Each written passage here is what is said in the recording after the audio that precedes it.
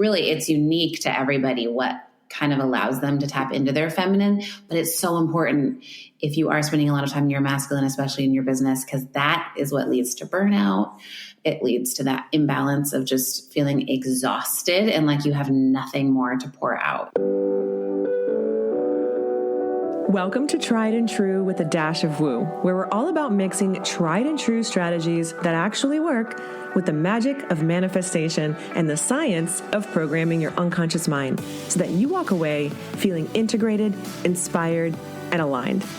I'm Renee Bowen, certified life and business coach, professional photographer, middle-aged wife, and mom to now 3 grown kids.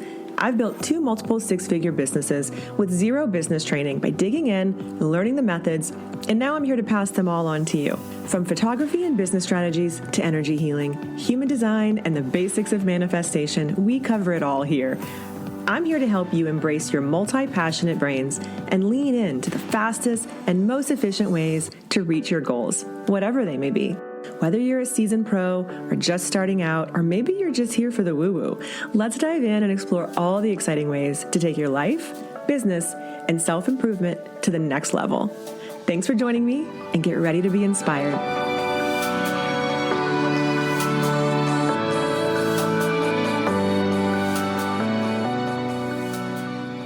Hey, welcome back to the show, you guys. I have a really amazing conversation with Coach Jenn Wolfe today. And Jenn's a life coach, but she also has degrees in sociology and counseling psychology. And she works a lot with creative entrepreneurs as well. So we definitely have a lot in common.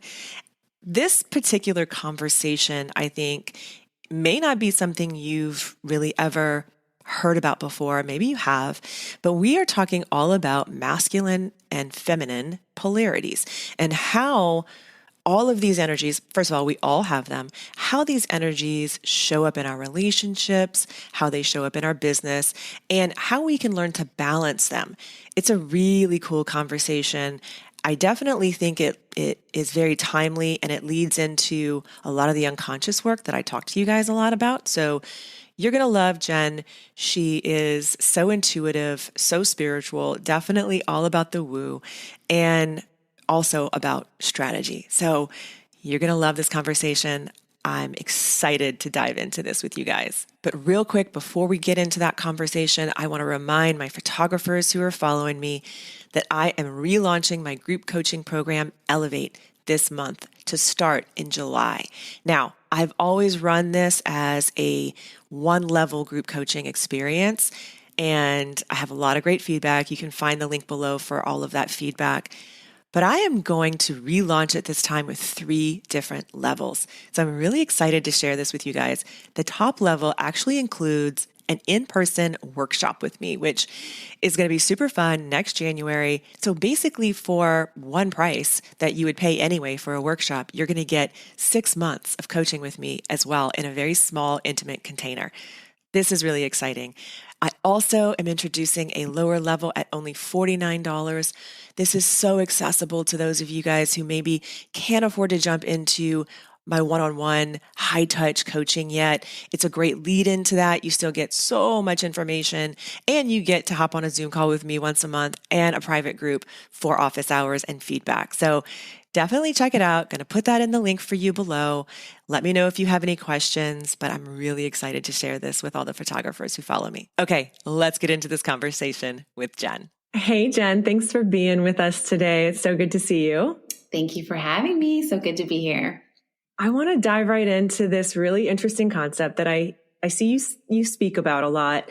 And it's something that I'm really fascinated with. And I don't think a lot of my listeners they maybe not know a little bit about it, right? So I want to kind of talk about this topic of like the masculine and feminine and sort of like that dynamic that plays out relationships and business, whatever. So can you kind of explain to us a little bit how you would define that, how you approach it? What does it mean? That kind of stuff. Let's just go right into it.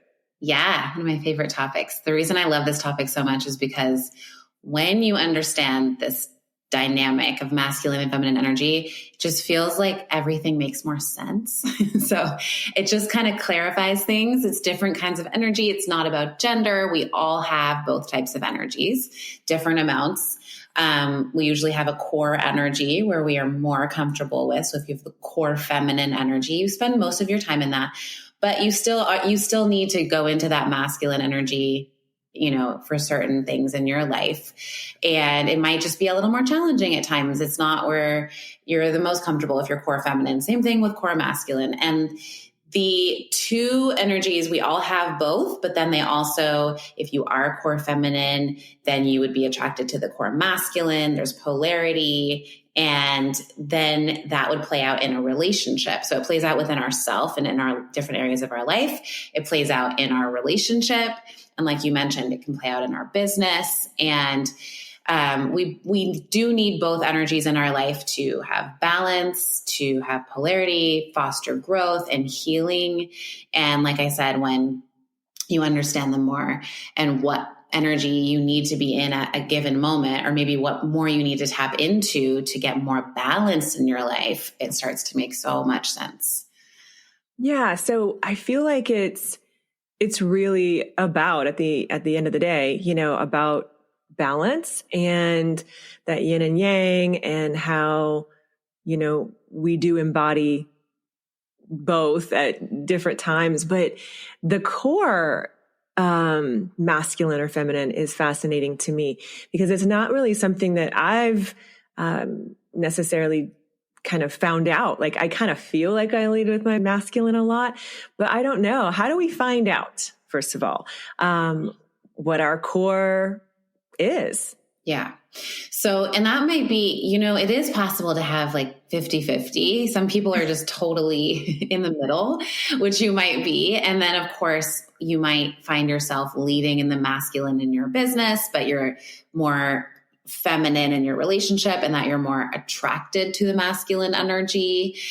So what you really want, and I think one of the greatest ways to figure this out is think about the ideal relationship, whether you're in one or not. What are you attracted to? What do you want in a partner? If you want those masculine qualities of, I want someone to lead, I want someone who has drive and ambition, I don't want to make all the decisions, I just want to flow and just let myself unwind and be connected and kind of go with whatever decisions being made, that is definitely pointing to the fact that you have a core feminine energy. Vice versa, if you want, you're attracted to someone who's super intuitive, that isn't really directed, but that just kind of goes with the flow, and they're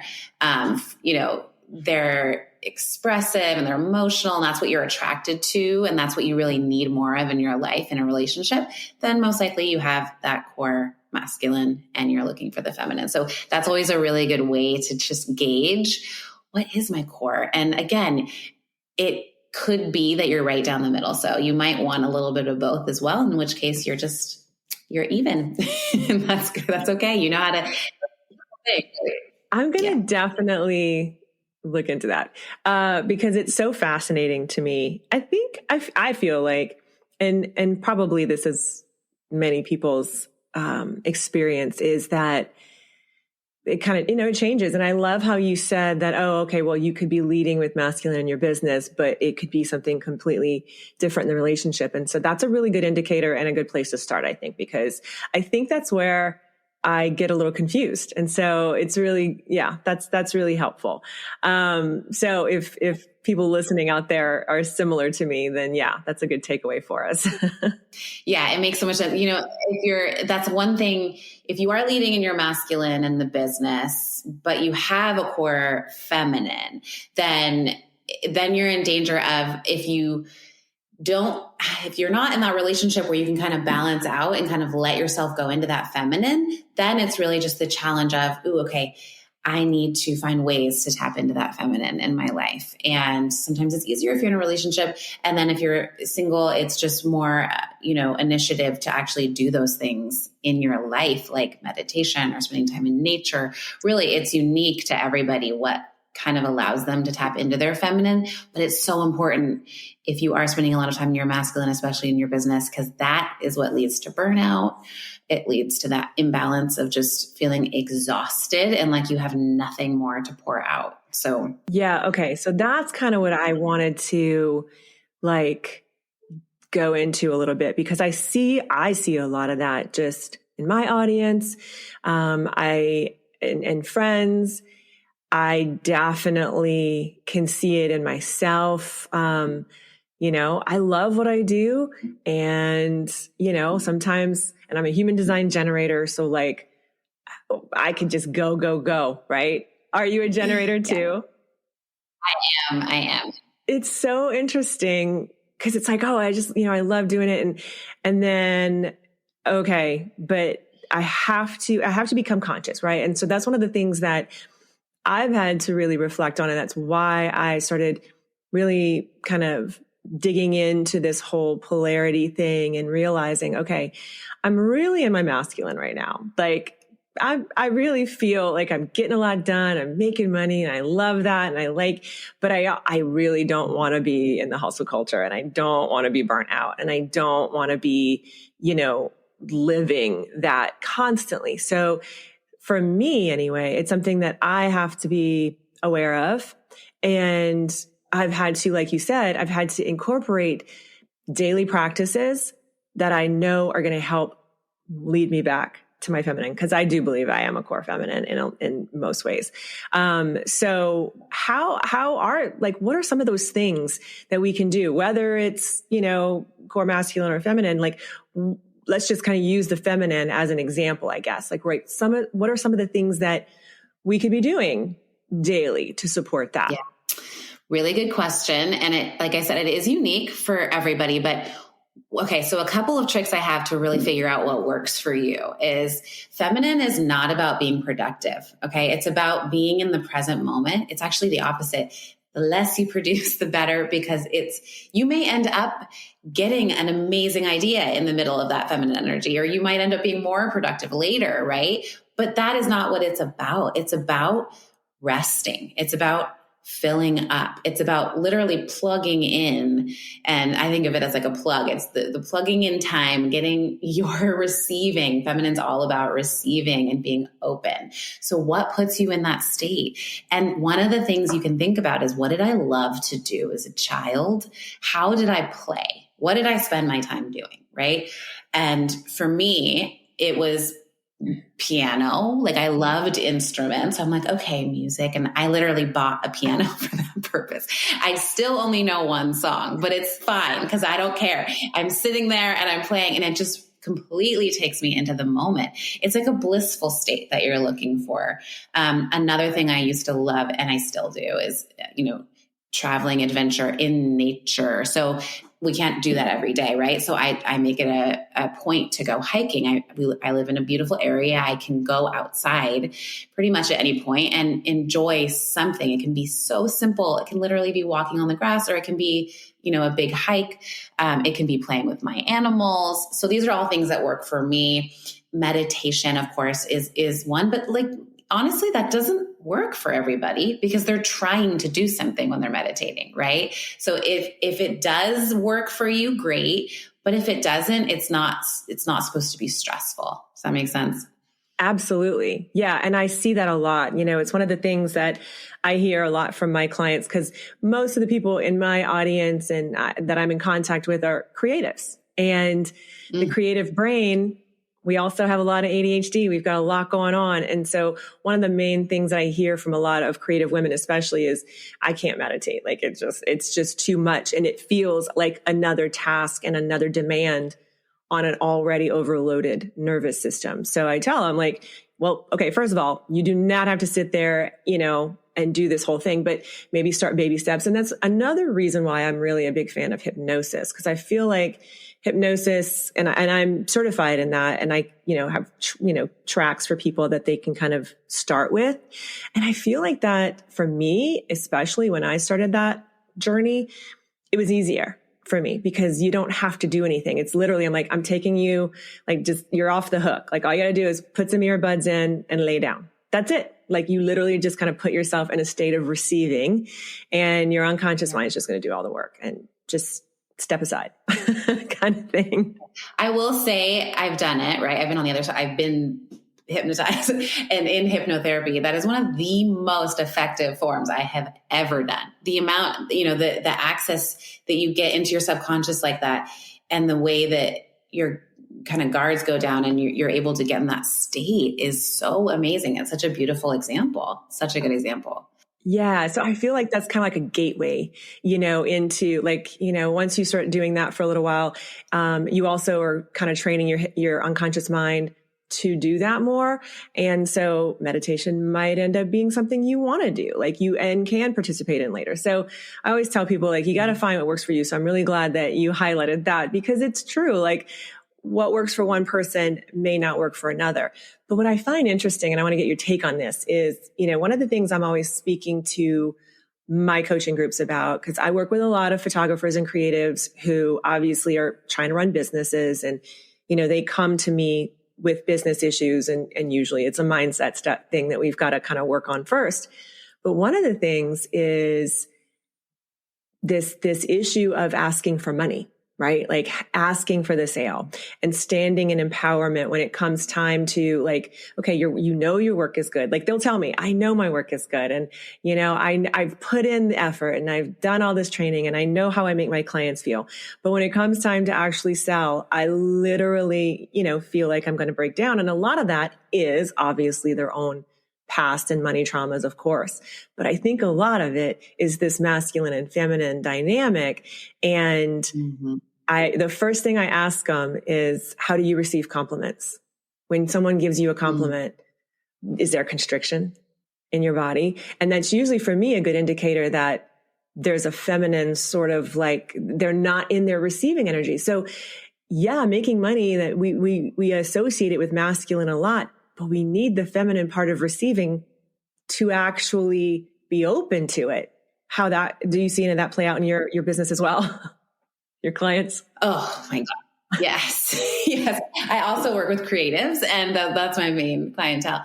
And it's such a true statement that it is about receiving in that way. It's just easier to give out. It becomes easier to actually pour out, which is the masculine, right?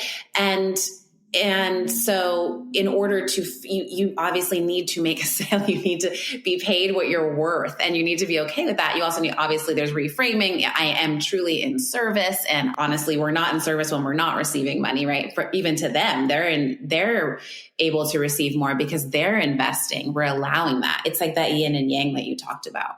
But it is a good point as far as the masculine feminine dynamic, because interestingly enough, it is a feminine wound. So oftentimes that means the healing in the feminine it can start with receiving yourself. How hard is it to give yourself permission to not be productive, right? Or what we perceive as not being productive. And it's we can create for people that's productive. And then there's this point to it. But in order to it starts with giving yourself permission to receive the feminine energy, and doing things that you maybe wouldn't make time in your day for because you're not justifying them. When you start to understand that this is actually a direct correlation to making money, then you might give yourself more permission. Oh, if I spend more time in nature or whatever fills you up, right? If I basically just saying yes to the things that feel good and no to the things that don't. So it's about boundaries too. And holding that feminine space allows you to have boundaries. The masculine is about actually saying yes to the things that are actually challenging. And if that's about asking for a sale, then that is the masculine energy, right? Or if you're asking to, stepping into that energy, that can be challenging.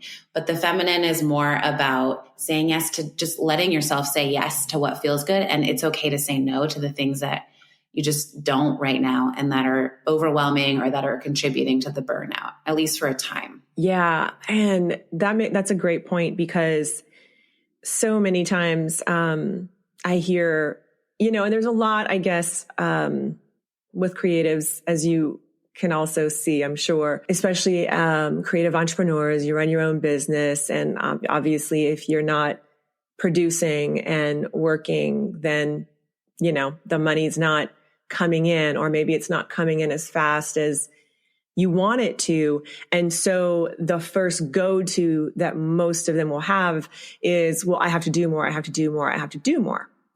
But that's not necessarily true. And, to that, what would you say? Like, yes, obviously there's some strategies, but what would you tell someone in that position too? You're not completely wrong that you have to do more, but it's different. The things are different that you have to do than you think, right? So it's about what you're doing more of, and understanding that. One of my greatest mentors, who's a national best-selling author of so many books, talked about how she just spent a lot of her time just staring at a bird feeder. And then all of a sudden she would get this inspiration for her book. And I'm like, oh, I've never really given myself time to just stare at a bird feeder. And the fact that she spent the majority, she said, of her time doing things like that is actually what allowed her to be so productive in a much shorter amount of time, and a more impactful way when she was doing those things. So it's truly just a mindset shift. And then you might actually notice that you're spending more time in the feminine doing those, quote, non-productive things than you think. And it's just knowing that actually is what you need to be doing in order to get the result that you're looking for in the productivity, especially if you're a creative. This is how we work. Yeah, absolutely. And I love that distinction of, and it may seem like nothing to someone else staring at a bird feeder or whatever it is. But it is that reframing of, oh no, it is. I'm still doing something. I'm still working toward, my goal or whatever it is. But it looks different. It looks very different than the traditional, sort of masculine way of like getting stuff done. And that is a really, I think, important takeaway for people to understand. I tell this to people a lot, like and I'm not a human design expert, but I definitely love it. And I use it a lot in my coaching, and I'm a 2/4 generator. So learning that about myself was really big. Like, it's just another tool in our tool belt of self-awareness, I think. And Absolutely. One of the things that happened when I learned about it was, that too, part of me, that's the hermit, that's why I need to retreat. And I definitely need a little bit of time alone. And I recharge so much when that happens. And so when I stopped fighting that, because I think my whole life until I learned about my, that aspect of it, I fought against it. And it was like, well, yeah, I know I'm probably, I'm an introvert at heart, I'm an INTJ, like I get it. Like I know all the personality stuff, and I know, your psychology background too. So I get all that, but it felt very much like I was, trying to, I guess, deny that part of myself, or, feel like it wasn't good enough in some way because I should be, wanting to drive my business further or whatever it is. And then I realized, no, yeah, there's going to be pieces of that. I'm going to want to do it. But in order for me to actually do it well and better and be more in alignment, I have to honor that part of myself that does need that time away and that hermit cave. And that's when I get the best ideas sometimes, most of the time.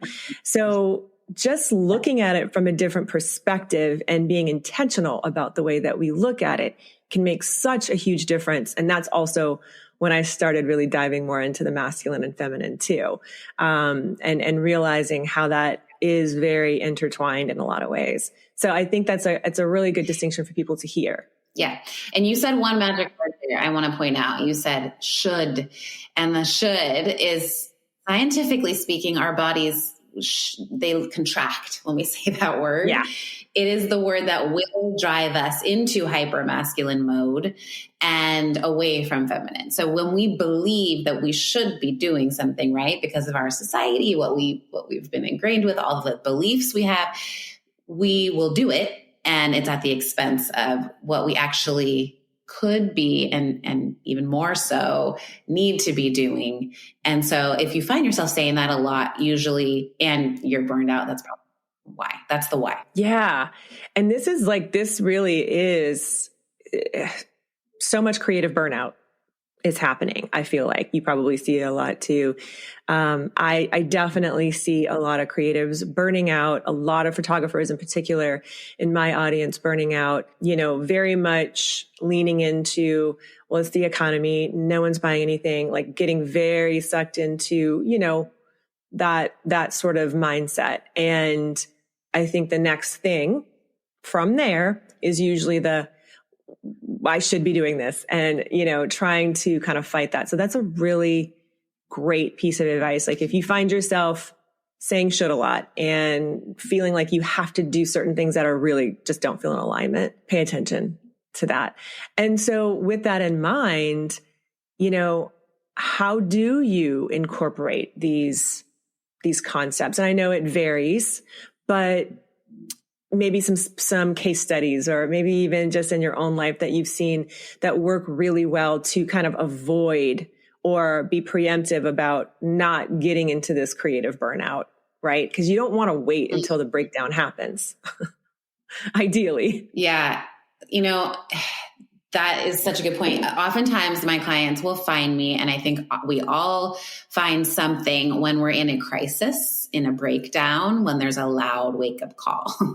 and so if we can catch it before that, there's usually whispers, there's, little hints in our life that things are imbalanced or they're heading toward breakdown. And it can be as simple as, a headache, or your body is just uncomfortable in some way, or you find yourself shutting down, you're snappy. Like there's little symptoms here and there that you can notice that they're just a little bit off from you when you are fully in alignment. So first of all, how do you feel when you're fully in alignment and in balance? Do you know what that feels like? Understanding that, maybe even writing it down, having a reference point. Do I feel excited? Am I, am I inspired? Just however it is, like for me, I have so much energy and I'm, oozing over with excitement and inspiration, all these things when I'm fully in alignment. I'm also driven and motivated and all of these things, right? I also feel really good, like that bliss or that peace that I was mentioning. So getting a grasp on what the body is a compass and it's helping us all the time. It's actually smarter than our brain telling us when something's off, right? And so if we can listen to that and understand that, it's not always, okay, I'm going to go grab some Advil, get rid of this headache and keep pushing on. Sometimes it's, okay, this headache maybe just needs a walk. Maybe I need some air. I need to breathe oxygen. And it's not about being complicated. It's just listening to the signals and understanding what your own personal ones in your life are. Another thing that happens for me, because I am a relationship specialist, my relationship will just start to be off. Like we'll be arguing more, or things will just not be flowing in that way. So I have to really look at that where, okay, I'm out of balance here. So that's another really good sign too. That is a really good sign. Mm-hmm. That's really interesting. And, in alignment with relationships in general, I feel like, yes, we can definitely talk about how this all plays out in business and all of that. But our relationships are, where we live, basically, whether we're in a committed relationship or not. Maybe it's a relationship with your family or your friends. We all have relationships, and that's actually one of the biggest precursors to living a longer life. They've done so much studies on this, as you probably know, like that's the main indicator for having health and longevity in your life. It's literally how close your relationships are. And so that to me is something that is often overlooked in general. And I want to talk a little bit about that aspect of it, and how we can, let's just say, I feel like, okay, maybe as women, and not always, but maybe as women, and probably more often than not, we are a little bit more drawn to this type of topic, right? Like of this, polarity of how relationships are super important. Not talking about my relationship in particular, because my husband is really in touch with all of this. He was raised like that. So he was an anomaly when I met him. I was like, I don't know what to do with you, because why do you know all of this stuff? But a lot of guys don't, right? Or they're slower to learn it maybe, or, the woman tends to, let's just say in a male female relationship, they tend to take that on. And I see that a lot of my clients. I see, I work with a lot of women who are married and mothers, and they're exhausted, and they're, doing everything and just doing so much. How can those women, what are a tip or two that you could tell women in that, space, how they can sort of introduce this to their husband, or get them on board, or let them know that, that relationship is really important to them? Like, how do you sort of suggest people start that process? So you're saying, how do they introduce the topic of masculine, feminine? Yes. And also the importance of how and the importance of it within their relationship, let's just say, right? Like the importance of the relationship itself, because I think not all men, I'm not trying to say all men, but a lot of times that's what I see, is that it's the woman who is sort of leading that conversation and very open to it. And then they have to sort of like get their partner on board. So if you have a partner in general who's not necessarily on board, how do you get them on board? Basically is my question. Well, let's say, I have noticed as well, you're right. It is a lot of the time the woman kind of leading in this conversation, and a feminine core woman who is, for whatever reason, the person that this is how feminine energy works. So I think there's a valid reason why the woman leads in this way, because we actually have an opportunity to invite the masculine. We are the inviters. Okay. So the masculine is more direct and driven and leading, and the feminine is more an invitation, I say, for the masculine to rise into whatever it is there. So if, let's rise into this conversation. Let's rise into our awareness of how important our relationship is, the part that it plays in our life, and the fact that I am a strong believer, if both people are not growing and it's only one person that's really researching and learning and doing, it falls apart. It has to be both. And so that's really the most important understanding, that it's okay if your masculine is, is not really into this, because you can invite them into it. And if they have resistance, then it's understanding why it's so important. But oftentimes I found the masculine does rise to it. They want to know more, as long as you do it in an inviting way. The problem comes in when the feminine goes into the defense and wears that masculine shield. And they're like, you need to do this, and this is why. And then automatically it brings in this conflict, this like headbutting, as opposed to this, like, let's take this journey together. What do you think? Right. Because then you're not inviting, you're meeting the masculine. You know what I mean? Like, so that makes perfect sense. And it what's the word when you're bringing out it, you're bringing out that, I mean, I talk to my husband about this all the time. He's a very masculine energy and very much so core, doesn't spend a whole lot of his time in his feminine, but he tells me, he's like, that makes a huge difference when you come to me in that feminine, inviting way. And of course I want to respond to that in the masculine. That's the natural masculine response, is to like rise to that. And he lets me know too, when it's two masculines, we interact very differently, and it's, it's just a different conversation. Yeah, no, I get it. And I'm not saying either like that we never, there's so many different scenarios that could happen. And so many people have, their own unique experiences. And there is a time and place for you to, hold your power and all of that. Like, don't get me wrong. I'm a very big believer in that. I have an Aries moon. It's real hard for me to like reel that in sometimes, I'm real fiery sometimes. 100%. Me too. I want to say though, and you can be in your feminine and also hold your power. So but you can also there's times to be in your masculine, even if you're a core feminine in your relationship. And I think those times especially are when your masculine, if you're with someone who's core masculine and they're in a crisis of some kind, or they have something going on, they have to just be able to let go into their feminine, which is really about the healing and the nurturing of themselves, and they need support in that time. That's one really good example where that, feminine core can go into that masculine in a really healthy way and be there for her partner in a way that he needs at that point. And that we're talking about, the heterosexual relationship right now, but this is for any relationship. Yeah, I wanted to highlight that too, because you had mentioned this doesn't necessarily, it's not gender specific. It's not like we're talking about, traditional man, woman. These energies exist in all of us across all different, types of relationships and all of that. And so from a woo-woo perspective, right? Because that's part of my thing here on the podcast. How would you say, or your interpretation of like how the universe or any higher powers play into this concept of masculine and feminine a little bit? Yeah. I mean, I think it is our pathway to our higher self. It is our pathway to connect. When I talked about the plug, I mean, plugging into that universal intelligence, whatever you call it.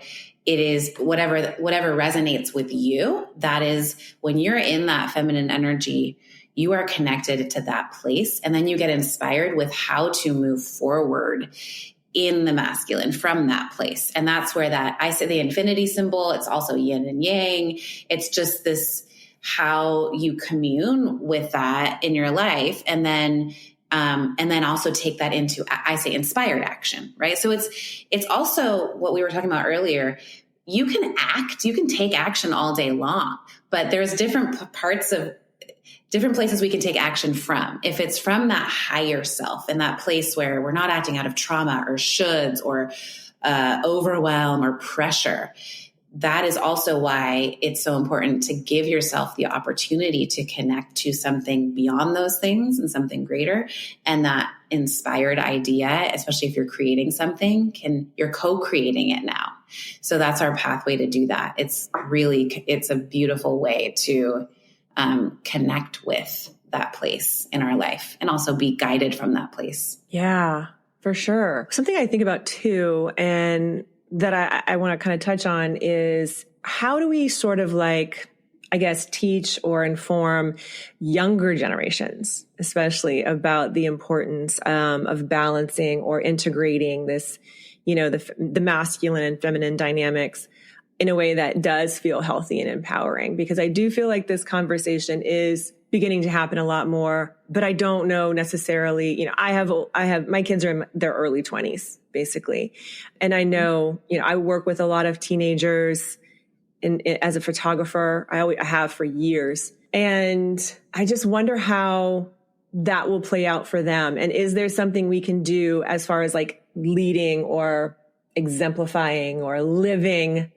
Is it simply just living it ourselves and therefore expressing it that way? What do you think about that? It's a great topic because I'm also going to be leading a young adult retreat. And we've actually been discussing this topic that doesn't really resonate with them as much, right? If I say it in those terms, like masculine, feminine, they're like, right. You lost me. So what I've learned is what they are struggling with, a lot of young adults, and I'm not generalizing, but it's a lot, is anxiety, depression. There's a lot of mental health struggles that are happening. And so speaking to them about the effects of not being balanced in those areas of your life, the consequences, the results is that when you are not letting yourself, like when you're on a screen or, they're not connected to each other in the same way, right, anymore, it is creating these side effects and it's creating these struggles. And it looks similar in a lot of the generations. So I think addressing it that way, as soon as I say that word, anxiety, depression, or, mental health, they're very alert and they want answers. And so if I talk about it and, I don't need to say feminine energy. I can say self-care. I can say, connection to, I can say doing something you love and, and really filling yourself up and taking care of yourself and making sure that you are doing that in your life. I absolutely agree with you. And in addition, that we do it ourselves, that we're modeling it. And they're looking to us being like, well, how do you do that? How come you're not struggling in this way? And that usually, is also a very helpful way. But I think if we address their pain points, then we can really talk about it from that perspective. It really opens the door to that conversation and maybe just taking off the masculine feminine, That is such great advice just in general, like even for parents out there, who might be dealing with a lot of this. I mean, you're right. This, the rise, I mean, it was there before the pandemic, but the rise in the anxiety and depression, especially in the teens and the early 20s group, has just skyrocketed.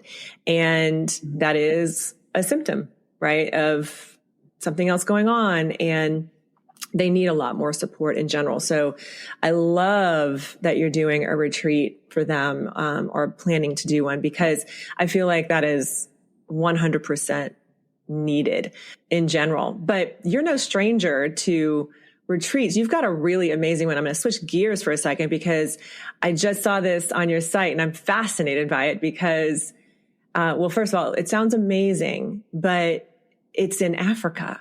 So I really Africa has always I've never been there. It's one of the places that I've just always just been enamored with. So tell me a little bit about what that retreat is about and why Africa. What kind of things are you guys going to highlight during that retreat? It ties in really well to the masculine feminine topic because of course I didn't know that when I first was taken there when I was 9 by my parents, and we went on a safari, and I just felt completely different. I felt like a groundedness in myself. I felt happy. I felt being kind of uprooted from my really high pressure environment and upbringing and high achieving world that I was living in, and then going and immersing myself in Africa. I just noticed such a huge difference in me at 9 that it stuck with me. So I went a couple times actually throughout my life. I've actually gone on a couple life coaching retreats with Martha Beck, one of my mentors. And every time I went, it was that immersing myself in that feminine energy. It was bringing myself back to my most authentic self and really just removing the noise, removing the distractions. I was so inspired. I could write there in a way I cannot. I try to tap into here. It's just so much harder. It's just quicker there. You just, as soon as you're background, something about the way everything is untouched. When you're out in the wild, right? And you're in that harmonious environment of everything just as it is, untouched in nature. It brings you back to that part of yourself, to the truest part of yourself. And one of our themes of that is remember who you are. It sounds weird. Okay, what do you mean remember who I am? It's remember who you truly are, beyond the shoulds, beyond what you were told what you were supposed to do, beyond, these screens we stare at all the time and all the things coming at us. And it gets us to that core. When we go to that place, it's life-changing, and it's a beautiful place to launch from, to bring back to your life too. And especially if you're creative, like we've talked about, that is, something that was the result as well, was just all this creative inspiration and understanding and guidance as to what I really want to be doing. Help me identify also what I don't want to be doing and the adjustments that I really needed to make in my life. So I have been impacted by it so many times. I had this last trip I went on with my sister, my family, was the same guide I had when I was 9. And oh my gosh, full circle. It was incredible. He's still doing it. And my sister and him and I had this conversation about, he's been dreaming about, he's been doing safaris for so long, but he wanted to incorporate this element of coaching, this element of wellness and well-being and all the things that come with it. And that's what we've also wanted to do. So we're going to collaborate, and we are offering our first retreat, the first of many, not this summer, but next summer. It's still, the dates will be, announced shortly. So and there may actually also be one in the winter, but the idea of being able to offer something that has profoundly impacted me on my journey and so many others was just so exciting. And I'm so excited it's coming to fruition. So that's really impactful and powerful because, you're right. I mean, I see, I'm in the life coaching space and I see a lot of different retreats and things pop up, but when I saw Africa, I was like, it has to have some meaning to her because that just doesn't kind of come out of nowhere. And I'm fascinated by it. I must have some sort of like past life thing with it because that's always been one of those places where I'm simultaneously fascinated and a little afraid of too, right? Like, so it almost is like a little triggering. So I'm like, ooh, that must mean something is there because I feel like our triggers are our lessons. Yeah. It's so common for people to be afraid of that too, because it is so out of the box. It is not something that you do every day. All of the thoughts we have too, that, that it's dangerous and all those things, it makes sense. And it's great that you're uncomfortable because out of our comfort zone is where growth is, right? So, and I will say not everyone feels called to Africa, but those that do, Africa has a way of calling you there. And if it's calling you, then, go. I'm sure one day you're going to be there. Definitely. Yeah, definitely. Yeah. It's so interesting. I always tell people that I'm like, if something is, it doesn't leave you or it is a little triggering in some way, then you got to lean in a little bit and see at least what that's about. But I do think that it also is probably some kind of vortex, like the energy there, like you said, like it's unexplainable. I think like when you visit places like that, I kind of felt like that when I went to Japan. The minute I landed, I literally felt like a different person. And I went all over Japan. It wasn't just one place. It was this like very different. I had been to many, many different countries. And that was the only time I'd ever felt like an alien on a completely different planet. And it wasn't because people were speaking a different language or it wasn't that. It was like, no, this is very unique. This is very like the energy here is something like I've never experienced before. And you can't really explain it well to people, but I'm so glad you're taking people through it because I think that's going to be really impactful. And I'll put all this information too in the show notes for anybody who's interested in finding out more because that sounds super magical in general. And so before we wrap up, I loved this conversation. I could like talk about this for days. I want to kind of, I always ask because of the topic of the show, tried and true, like strategies with a dash of woo. And I know we talked a lot about, some woo-woo stuff here, but also some really good strategies. But I want to find out for you just in your personal life, how does the woo show up for you, right? Like, what are some of the practices that you love and are non-negotiable that would be considered a little woo-woo? Oh, I love the woo. I could spend all my time in the woo. I'm in that part of the feminine. It's like, I'm just more comfortable there. I have actually found recently that the woo shows up for me in those things that I'm doing that really connect me. There are moments that if I listen and if I say yes, like for example, I was driving home from Palm Springs the other day and there was an exit that said Joshua Tree is next right. And I was like, I could get off and go. There might be something there for me. Or I could just go and be productive and follow, do the routine. And I just agreed this year, my birthday is on Sunday. I'm like, I'm going to say yes to those moments every time.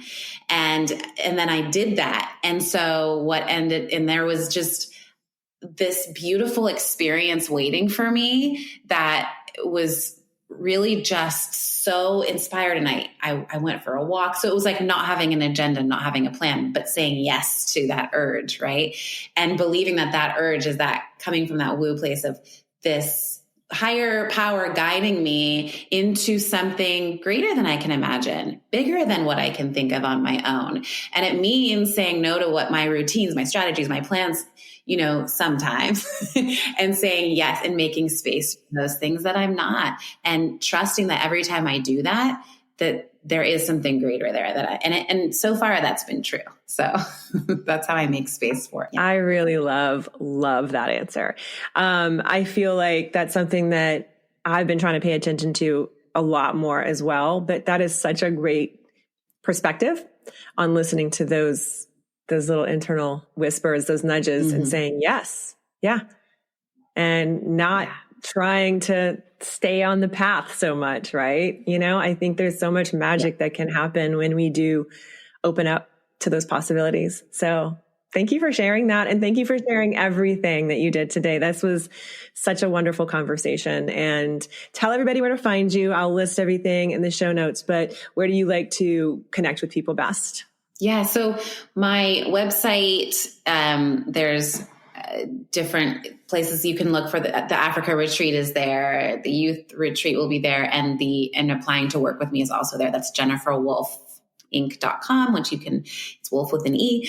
You can list below. And then Instagram at Coach Jenn Wolfe. And I'm just getting on the TikTok train. I'm a little late, but I don't know what's happening there. Same thing, Coach Jenn Wolfe there. Okay, cool. I'll follow you on TikTok too.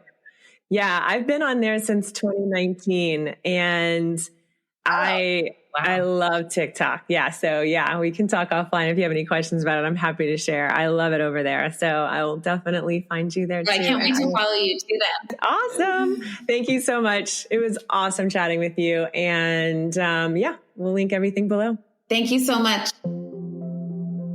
All right, that was pretty awesome. I told you guys it was going to be super informative, but I really love some of the takeaways that I got from it that I'll highlight for you now.